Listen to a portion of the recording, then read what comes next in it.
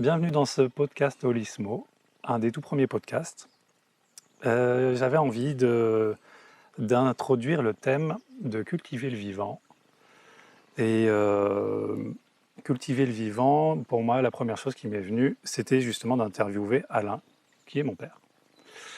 Donc interviewer, on disait justement que ça va être pas réellement d'interview, juste passer un petit peu en survol sur ton approche de comment tu as cultivé le vivant au sens assez propre par rapport à la terre, que à ma connaissance, tu as toujours cultivé la terre.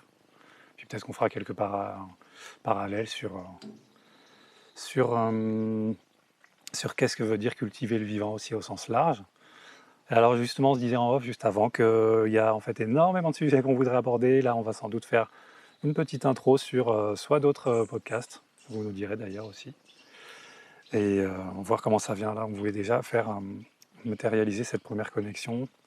Et puis aussi un petit peu pour moi une reconnexion sur comment choisir justement qu'est-ce qu'on veut cultiver aussi dans sa vie. C'est pas pour rien du coup que j'ai choisi de faire avec mon papa cette petite capsule. Voilà. Déjà merci de ce moment-là.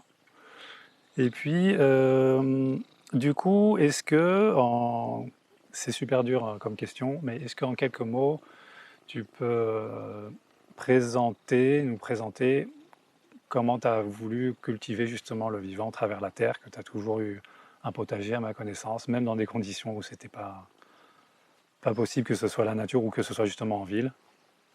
Voilà, si ça te dit de nous présenter un tout petit peu ça. Oui, merci. Je suis très touché de, de ce moment avec toi, ce moment partagé. Euh, je revois des images où tout petit, vous êtes déjà au jardin avec moi, ou quand on allait faire du bois, vous étiez sur la remorque et on allait en forêt. Donc ce lien à la nature, il a été toujours très important pour moi. Dans mon enfance, ma jeunesse, c'était à travers ma grand-mère ou d'autres occasions. Mais à partir du moment où, juste avant que vous arriviez, donc début de mon mariage, on a pu s'installer dans le Bourbonnais, dans une campagne puissante et magnifique. Et là j'ai vraiment démarré le jardin vivrier, le bûcheronnage, les animaux, et ça a été toute ma vie quelque chose d'indispensable. Et plus particulièrement le jardin vivrier. Alors quand je dis vivrier, c'est aussi l'idée un jardin nourricier. C'est pas seulement le jardin d'agrément, on fait un petit peu pour se détendre. C'est pas du maraîchage, mais c'est un jardin aussi de production qui permet de nourrir la famille. C'est des anecdotes. Je me souviens par exemple quand vous étiez petit, et après le lait maternel, c'était les bouillies, des bouillies de qualité. On avait les carottes du jardin et on faisait beaucoup de bouillies avec ces légumes. Et en hiver, des amis nous avaient dit, mais vos enfants, ils sont tout bronzés, comment ça se fait? Et on s'est rendu compte qu'avec beaucoup de carottes, la carotène vous donnait un teint un peu bronzé. Plus que les autres en hiver. Voilà, c'était... Donc aussi, même avec mes enfants petits, de pouvoir les nourrir avec ces produits de grande qualité dans le jardin qu'on fait soi-même, évidemment en bio, en agroécologie, il y a une qualité des légumes, une vitalité que j'ai toujours ressenti. Donc le vivant, c'est aussi cette qualité énergétique, voilà, c'est très qualitatif. Même si on prend des légumes bio faits par des professionnels, donc c'est bio, tout ça, les légumes du jardin, la production du jardin, il y a une qualité particulière. Et en plus, quand je voyais pour vous, enfants petits, comment ça vous apportait quelque chose, c'était très précieux. Et donc, ça a été une de mes activités d'être formateur en agroécologie. J'étais aussi prof de musique, prof de maths. Mais donc ça, j'ai concrétisé plus tard le côté formation avec mon expérience, mais dès le début, j'ai voulu un peu croiser dans mon approche du jardin les différentes approches. Au départ, j'avais la biodynamie, j'étais dans une école où il y avait des agriculteurs en biodynamie, et c'est une approche très très intéressante, liée, très holistique, très liée aussi au rythme de la Terre, du cosmos. Et donc ça m'a beaucoup apporté.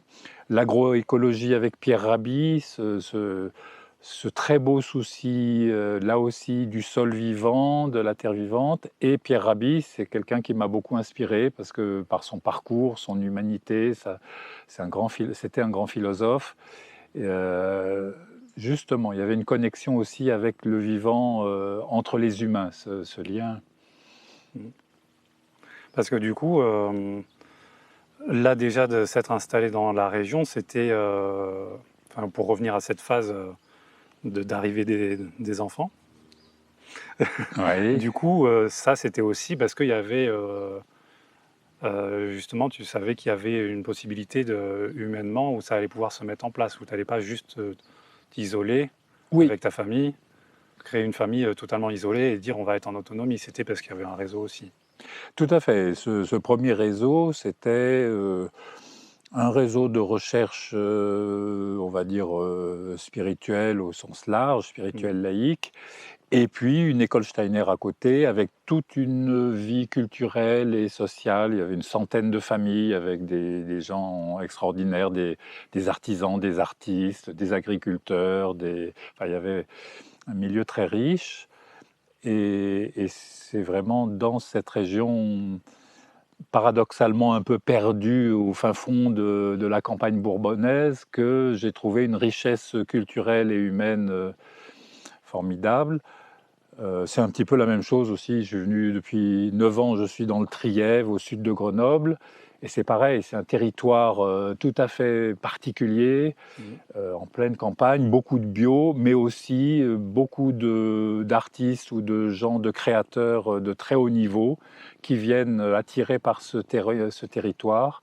Et finalement, on a ici une vie d'une richesse équivalente à celle à Grenoble ou ailleurs. Et ça, j'aime beaucoup, que dans un milieu rural très proche de la nature et avec des possibilités d'avoir un grand jardin, d'avoir de l'espace. Ici, il y a des chevaux, ma compagne élève des chevaux. Mm. Et en même temps, il y a cette vie artistique et culturelle qui compte beaucoup, la musique, le théâtre. Donc le vivant, oui, c'est pas que le vivant de la nature, c'est le vivant de la création culturelle Mm. entre humains et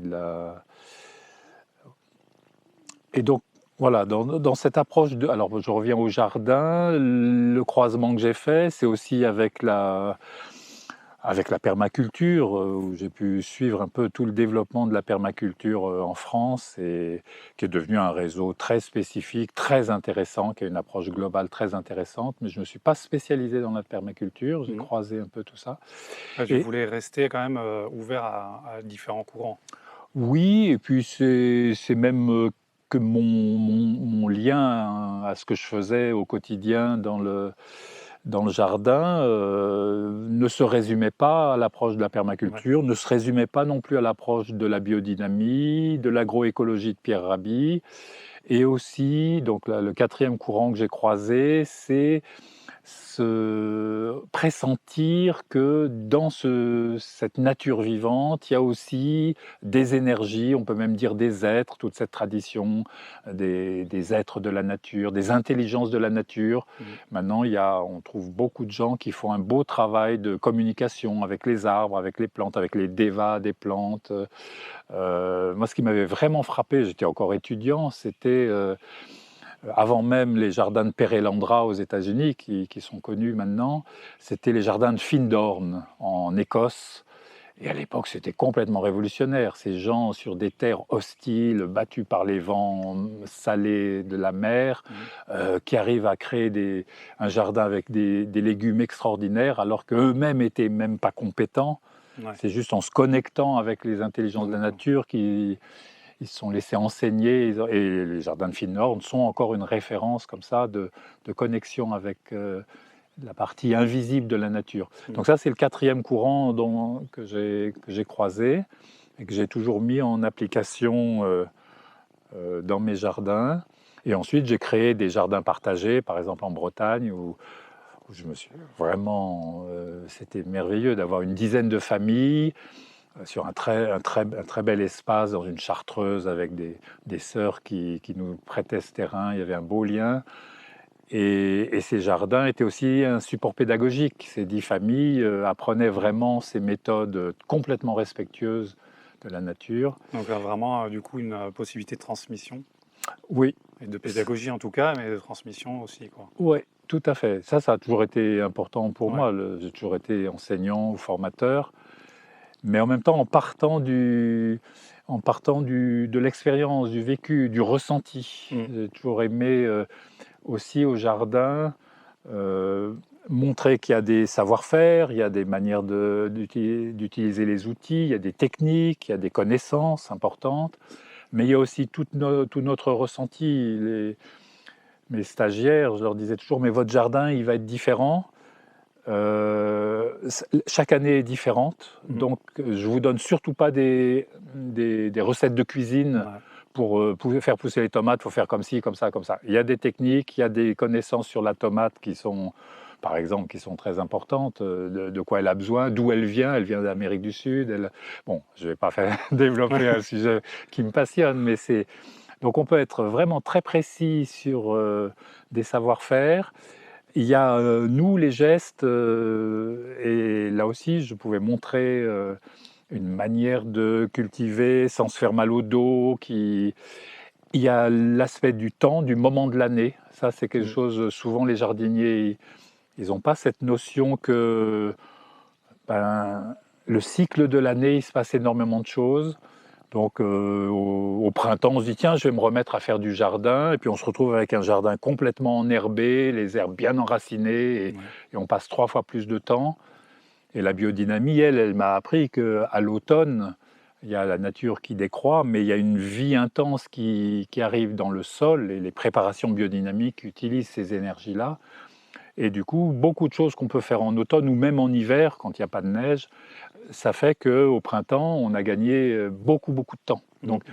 travailler en synergie avec la nature et non pas en essayant de la dominer. Ouais.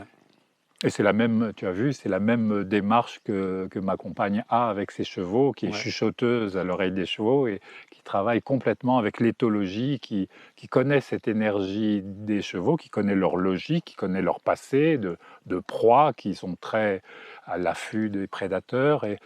Et quand on travaille avec l'éthologie, alors les résultats sont Ouais. magnifiques. Et les animaux, les chevaux, nous apprennent aussi énormément de choses. Mm. Donc c'est le vivant, pour moi, c'est quelque chose de très global, Ouais, quoi. ouais, Tout est vivant sur Terre. complètement.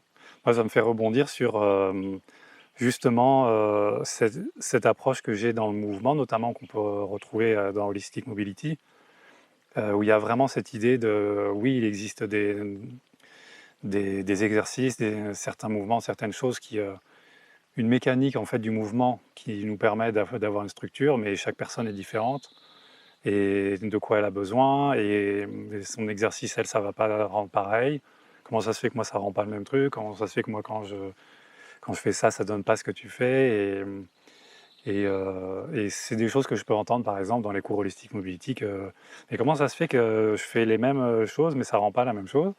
Eh ben, on est tous justement uniques et c'est aussi, je comprends vraiment de plus en plus pourquoi aussi j'ai cette approche-là, parce que là, on est un petit peu aussi dans une idée, et je vous fais part d'un processus de choix, de transmission justement et d'héritage que je suis en train de faire au fur et à mesure des années. Ça, c'est une conscience de me dire, c'est quelque chose que j'applique notamment dans le mouvement, dans le bien-être aussi. Ça, c'est encore un autre paramètre. Pareil, il faut qu'il y ait beaucoup plus d'épisodes pour pouvoir en parler. Ça va se faire au fur et à mesure.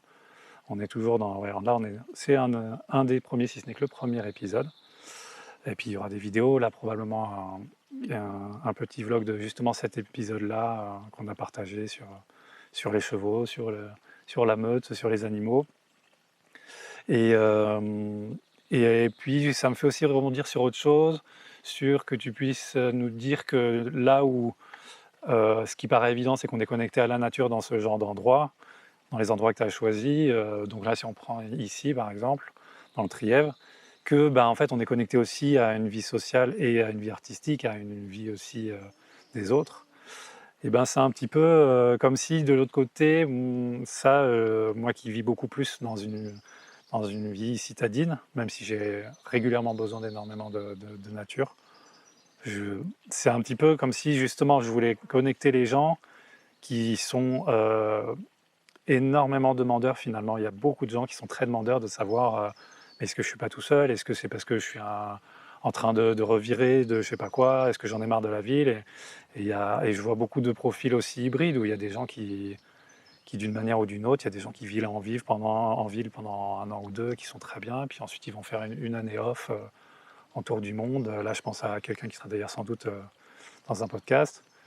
Et ce truc-là de justement de connecter, c'est pas cloisonné. En tout cas, moi, ça, c'est dans une de mes intentions, d'aller décloisonner où est-ce qu'on va se trouver, que les deux sont là, et que je trouve que l'important est vraiment d'aller se connecter à ce qu'on veut et ce qui nous va nous mettre bien, et qu'on peut trouver beaucoup de choses où qu'on soit.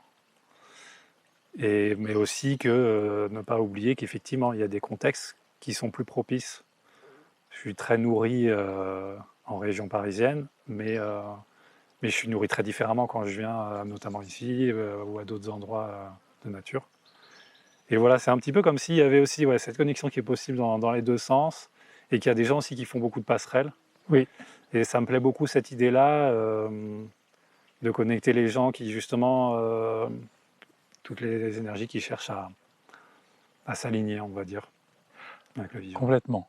Et là, je peux témoigner qu'il y a beaucoup, beaucoup d'endroits où il y a comme ça des réseaux, des collectifs, Mm. des gens qui ont une économie solidaire, qui sont à la fois liés à la nature, au respect de la planète, et qui sont en même temps avec une vie culturelle et sociale très très riche. Il y a Mm. vraiment beaucoup d'endroits partout en France et Ouais, sûrement dans le monde. Alors évidemment, c'est pas forcément ceux qu'on va voir dans les médias c'est ça, dominants et tout ça, c'est on ne ça. sait pas, mais je suis persuadé qu'il y a beaucoup, beaucoup d'endroits comme ça, Mm. et ton idée justement de réseau, qui est de plus en plus de communication entre ces lieux, je trouve que c'est vraiment d'actualité, c'est très très beau. Et oui, on peut encourager tous ceux, toutes celles qui veulent changer de lieu, qui sont en quête et qui ne savent pas où se poser pour Mm. une nouvelle tranche de vie. Là, ce que j'ai observé dans le Trièvre, c'est quand même très impressionnant. C'est qu'il y a des gens euh, qui arrivent dans le Trièvre et qui sont très très bien, qui s'y insèrent, qui s'y implantent. Et la manière dont ils ont découvert le Trièvre et tout d'un coup le coup de cœur, bah, c'est là que je vais m'installer pour un temps, Mm. c'est tout à fait étonnant. Mm. Je pense à un ami chef d'orchestre avec qui on fait beaucoup de musique. Il arrive à la retraite. Il est habitué à vraiment les milieux musicaux internationaux et tout ça. Et par hasard, il traverse le Trièvre, il aime la montagne, il voit ces paysages.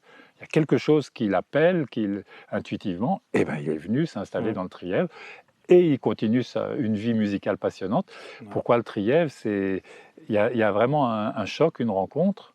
Moi, il y a 10 ans, venant de Bretagne, où j'ai passé longtemps, ma compagne me dit, mais il faut que tu connaisses le Trièvre, où j'y ai vécu à l'époque. Et j'ai passé 15 jours, on raconte toujours que c'est elle qui conduisait le fourgon et moi j'étais le nez collé à la vitre à regarder partout les paysages. Mm. Elle m'a fait rencontrer tous les gens du réseau paysan qu'elle connaissait et là c'était une évidence, quoi. Mm. C'est ici que je veux faire une nouvelle tranche de vie. Ouais. Donc être à l'écoute intuitivement Ouais, complètement. du lieu, de... Et de l'opportunité, du mouvement, parce que ça me fait rebondir sur justement, moi je croise moi aussi des gens qui ont un profil assez nomade, beaucoup moins ancré, on va dire, et qui visualisent peut-être moins des phases ou qui sont soit pas encore dans un moment de vie, ou alors qui ont un autre fonctionnement. Et même, ça peut vraiment aussi les inciter à vivre pleinement leur volonté de nomade, d'aller explorer le monde, d'y rester s'ils ont envie de rester, et effectivement, bah, d'être encore une fois à l'écoute du vivant. Oui, Et complètement. Ah ça bah, va on être a une bonne des chose. amis qui vivent en camion une partie Mm. de leur vie et voilà, qui viennent se poser pendant quelques années Ouais. et qui ont ce côté nomade, mais aussi ce côté qu'on partage. Et la question, alors c'est, ouais, on fait des choses passionnantes avec eux, avec elles, et puis on se dit, mais si ça se trouve, l'année prochaine, elle va Ouais. reprendre son camion, elle va repartir, Mm. et oui, ça aussi, c'est vivant. Mais en Ouais. tout cas, tout le temps où on est ensemble, on peut monter des projets, vivre des choses. Ouais. Ouais, ouais, être à l'écoute de ce qu'on ressent d'un lieu, de rencontres improbables, et tout d'un coup, on découvre Mm. qu'on a des liens. Oui, c'est aussi ça le vivant. Ouais.